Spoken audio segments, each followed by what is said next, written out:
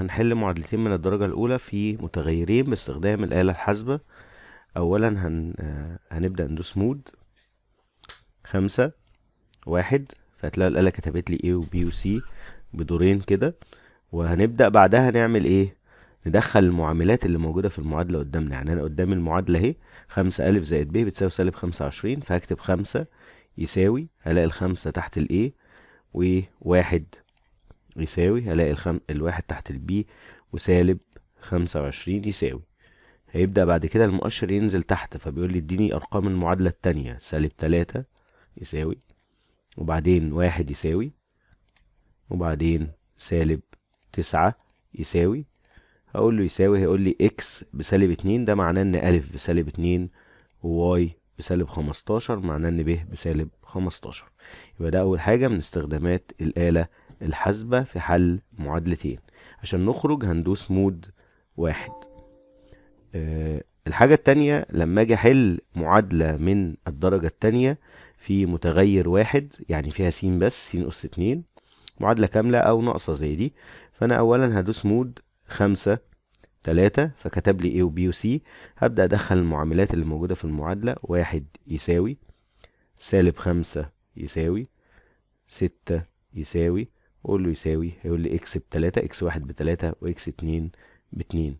طيب لما أجي أدخل المعادلة اللي بعدها، هدوس AC كده عشان أرجع تاني. هقول له 2 يساوي، مفيش هنا س، فهقول له 0 يساوي، و18 يساوي. هيبدأ هو يقول لي 3 اي اللي هي 3 ت، وسالب 3 اي اللي هي سالب 3 ت. طيب ده كده لما جينا نتعامل مع المعادلة التربيعية. لو المعادلة دي مربع كامل مش هيكتب لك اكس 1 واكس 2، يعني لو مطلع س واحدة بس هيكتب لك اكس بس بتساوي. طيب عشان نخرج هندوس برضو مود 1. تعال نبص على اللي بعده كده. هتلاقي ده اعداد تخيليه. الاعداد التخيليه عشان اتعامل معاها لازم الاول ادوس مود 2. فالاله هتكتب هنا فوق على الشاشه زي ما انت شايف كده كومبلكس. كده هي بتتعامل مع الاعداد المركبه. طيب الاي موجوده فين؟ في زرار هنا اهو اللي انا بشاور عليه ده، ماشي، ده اسمه انج، فوقيه الاي. فانا هبدا اكتب المساله بالاقواس بتاعتها. هكتب هفتح قوس واكتب 4 زائد 2، وادوس على انج كده واقفل القوس. وبعد كده افتح القوس التاني، هكتب 3 ناقص 5 انج، واقفل القوس واقول له يساوي. هيبدأ يقول لي الإجابة 22 ناقص 14 ت. طيب لو قوس تربيع هل هينفع يعمله مستر أحمد؟ طبعا بيعمل أي حاجة لغاية أس 2، وممكن ساعات أس 3 كمان. 3 زائد 2 ت اللي هي اي، واقفل القوس، أس 2، تمام، نقول له يساوي. هيقول لي 5 زائد 12 ت. طب هل بيعمل البسط والمقام؟ طبعا قلنا بيعمل كل حاجة. طيب تعالى نشوف اللي بعدها كده. هعمل شرط الكسر. 3 زائد 2 ت، هكتب اهو 3 زائد 2 ت، وتحت هنزل بالسهم تحت واكتب 2 ناقص 5 ت، وادوس يساوي. فكده هو هيكتب لي سالب 4 على 29 زائد 19 على 29 ت، ودي الإجابة الصحيحة للسؤال ده. طيب ده كده ازاي نستخدم الآلة الحاسبة في معادلتين من الدرجة الأولى، معادلة من الدرجة التانية، وفي الأعداد المركبة. وأنا عايزه يبقى فيديو سريع فأنا مش هطول عليك يعني، تمام، عشان تقدر تستفيد بوقتك. اللي بعد كده ازاي نتعامل مع معادلات فيها متغير واحد. اولا لازم نلغي كلمة الكومبلكس دي، فهدوس مود 1 عشان الآلة ترجع زي ما كانت، ويبقى مكتوب هنا دي. طيب انا عندي معادلة زي دي، فانا عندي الزرار ده اسمه كالك، وفوقيه كلمة سولف وعلامة يساوي.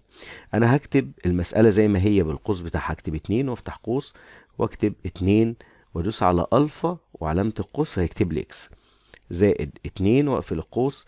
اللي يساوي بقى دي مش اللي يساوي اللي تحت دي، لا، اللي هي فوق كالك. فادوس الفا كالك، كتب لي يساوي، واكتب 24. خلاص كده هو انا عايز يحل بقى، فاقول له شيفت سولف يساوي. فيبدأ يقول لي اكس بتساوي 5 وال ماينس ار ايكوال 0، يعني الطرف الايسر ناقص الايمن هيساوي 0. ده ما يهمناش، احنا يهمنا ان س قيمتها ب5. طب لو على الشكل اللي تحت ده، يعني لو على الشكل الكسر ده، س على س زائد 3 بتساوي 6 على 8، هتبدأ سيادتك تبص كده تكتب البسط اللي هو الفا اكس، وتكتب المقام اللي هو الفا اكس زائد 3، واروح بالسهم كده يمين. وما تنساش تكتب علامة اللي يساوي اللي فوق الكالك وتعمل شرط الكسر تانية وتكتب 6/8. اقول له شيفت سولف يساوي.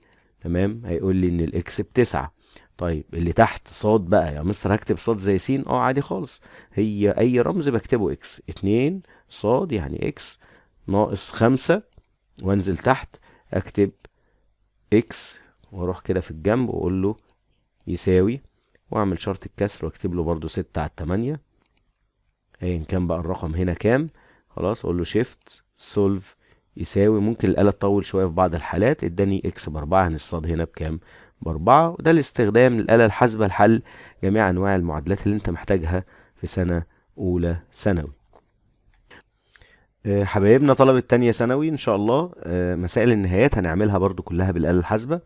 ركز معايا بقى، انا عايز اجيب النهاية دي بالآلة الحاسبة. في قدامي زرارين، كالك ده واللي جنبه اللي هو دي على دي اكس، بس احنا هنستخدم كالك في سنة تانية.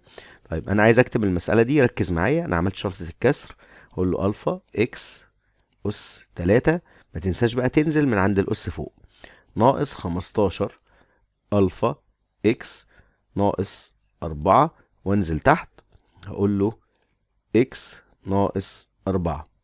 طيب تمام كده، انا كده كتبت المسألة ومتأكد ان هي صح. هقول له كالك احسب لي، هيقول لي اديني بقى قيمة اكس. اوعى تكتب الاربعة دي، انا بكتب العدد وبكتب علامة 8 اصفار 1، وادوس يساوي، يطلع الإجابة 33. يبقى النهاية دي فعلا إجابتها 33. تعال نجرب. طب قوس تربيع، يعني قوس تربيع كده، هفتح قوس واكتب 2 ألفا إكس ناقص 1، واقفل القوس، أس 2 ماشي ناقص، اتأكد بس ان انا نزلت من فوق، ايوه كده، ناقص 1 على 5 ألفا إكس، واقول له كالك. فهيبدأ يسألك يقول لك هو السين بكام؟ السين هنا تقول لي صفر، اكتب ايه يا مستر؟ هكتب الصفر وعلامة وتمن اصفار 1 يساوي -4/5، ودوست اس دي يطلع -8/10. تمام. طب هل المسائل اللي فيها مرافق هيحلها لو جات لي في اختر؟ طبعا بيحل اي حاجة.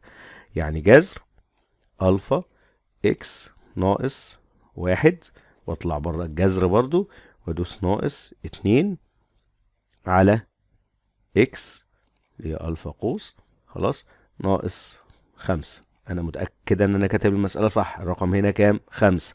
فهقول له كالك 5 علامة 8 اصفار 1 يساوي، هيقول لي 24,999. دي لو قربناها تبقى 25، اللي هي ربع، 25% يعني. فالإجابة هنا 25% فعلا صح. طب نظرية 4، المسائل اللي فيها أقواس الكبيرة دي والأسس الكبيرة، هل هيجيبها؟ تعال نجرب.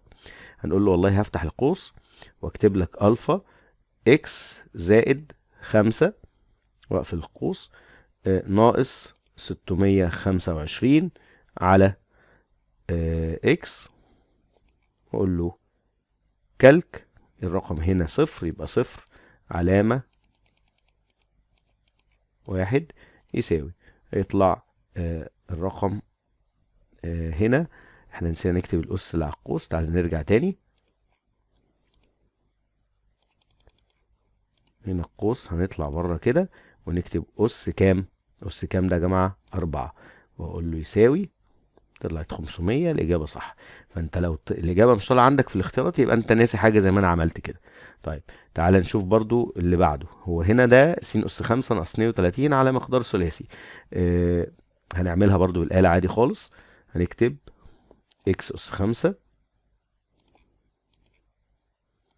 ناقص 32 على إكس أس 2 زائد 3 إكس ناقص 10، خلاص. واقول له كالك احسب لي يلا. هيقول لك انا عايز س بكام؟ هتقول له 2 علامة 8 اصفار 1، يطلع 80 على 7. طب يا مستر بقى عندنا مسألة ما لا نهاية، هنعمل فيها ايه؟ تعال نجربها مع بعض. يعني انا عندي ما لا نهاية دي اكتبها ازاي؟ 4 ناقص 3 اكس اس 3 على جذر، اهو انا جايب لك مسألة فيها جذور وفيها حاجات كتير، خلاص، اكس اس 6 زائد 9. احسب لي بقى يا باشمهندس. هيقول لك طيب هنا دي كام؟ ما لا نهايه. ما لا نهايه دي هنعملها 9 تسعات. 1 2 3 4 5 6 7 8 9. 9 تسعات وتدوس له يساوي، يطلع لك الإجابة -3. شكرا لحضرتك، الإجابة زي الفل. آخر حاجة الدوال المثلثية. الدوال المثلثية الأول هنحول الآلة لراديان، يعني الدي ده هنخليه ار. أقول له شيفت مود 4، حولنا الدي لار، وابدأ أكتب مسألتي عادي خالص. أقول له 2 اكس زائد ساين 3 اكس، واقفل القوس، على 5 اكس زائد تان 2